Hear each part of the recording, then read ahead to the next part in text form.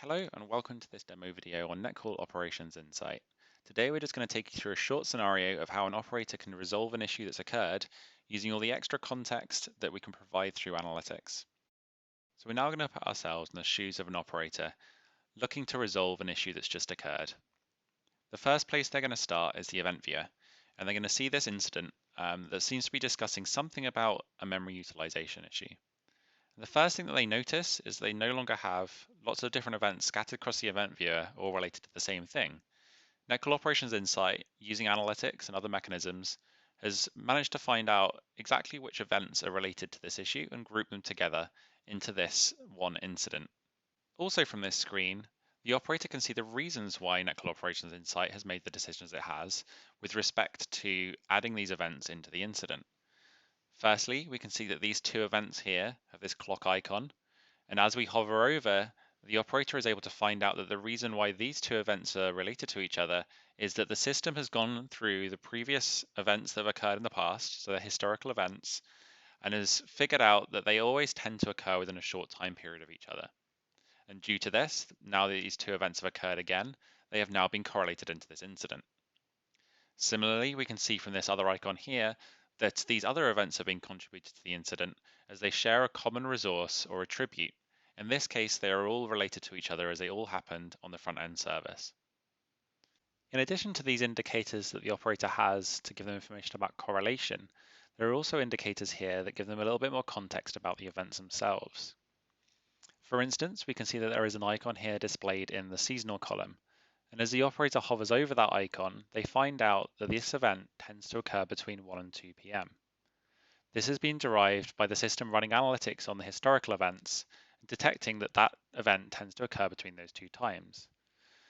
Straight away, the operator has some extra information that may help them derive what the root cause of this is, and certainly it's very interesting to understand that something is causing this to occur at that kind of seasonal pattern. The next piece of information that the operator has available to them is this information here about topology. Whenever Netcool Operations Insight is able to find a resource within the topology that matches the event that's currently being looked at, it will add this icon. These icons are clickable, and if the operator wants, they can drill down from here directly into a view that shows the different relationships between the resources participating in this incident. So at this point, the operator's got a good high-level overview of what's happened with this scenario, including those extra bits of context that Netcool Operations Insight has provided. But what they want to do now is try and come to some kind of resolution and potentially do a little bit more investigation. So what they can do now is they can click that investigate button that we can see on the event viewer. They'll be launched into the incident user interface. In this view, the operator is still looking at the same incident, but they have just a little bit more detail than they had in the event viewer, and they can start to drill down into some of those bits of context that Netcool Operations Insight has been able to provide for them.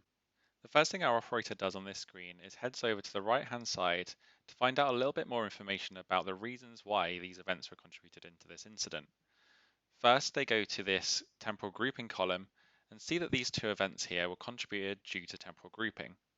Now, this is the similar information that we had on the event viewer, but what they can do now is they can click on that group to find out a little bit more information about the reasons why the system came to the decision it did. Within this panel that's just appeared, the operator is presented with some high-level information about the temporal group they've selected. So firstly, towards the top of the panel, you can see that they are given information around when was the first group instance, how many instances there have been, and what the average duration is. Working down the panel, they can also see a high-level overview of the different times this occurred in this calendar heat map. And most importantly, they're also got available to them information about if an operator in the past has already approved this. And what that means is that operator has seen this information and they validated that they believe the result that's come back from the system. And you can get information about who that operator was, if they left a comment about this group, and also when that comment was left. If the operator wants to see some more detailed information about this temporal group, they can click the More Info button. On this screen, we give the operator all the tools they need in order to investigate exactly what happened every time these two events have occurred. Along the top of the page, we can see a distribution of all the different group instances across time, and the operator can use this to navigate to exactly the timestamps that they're interested in. Just below this, we have some examples of what the events tend to look like, the two events being in this group. And further down the screen, we can then start to see the individual group instances and the events as they occurred each time they participated in those groups. And alongside that, we've got access to all of the different event columns, so the operator can really understand exactly what happened each time. The operator is now confident that the system has made the right choice, and these two events are indeed related. So they now head back over to the incident detail page to continue their investigation. The operator now heads back to that grouping section we were looking at earlier, but this time wants to know why those other events were contributing to this incident. Like they saw in the event viewer, these events here were contributed due to scope-based grouping. They can now click on these tags to find out a little bit more information about this grouping mechanism. What they find is that these have all been grouped because they share the same front-end service resource. They can also find out how many events are in the group, how long the group has occurred for, and using this slider they can slide through time to see when the individual events in this group occurred in this particular case. Now our operator understands the reasons why these events have been contributing to this incident. They switch to finding out a little bit more about the events themselves.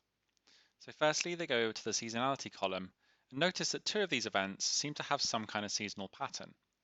So what they do is they click one of these tags and find out a little bit more information about this seasonality. The operator can now see all of the times at which the system has found this event to be seasonal. In this case, the event tends to occur between 1 and 2 p.m. And by expanding this widget, the operator can see all of the different times that this event has occurred in the past. In this case, it's always occurred between 1 and 2 p.m., so it's clearly very seasonal at that time.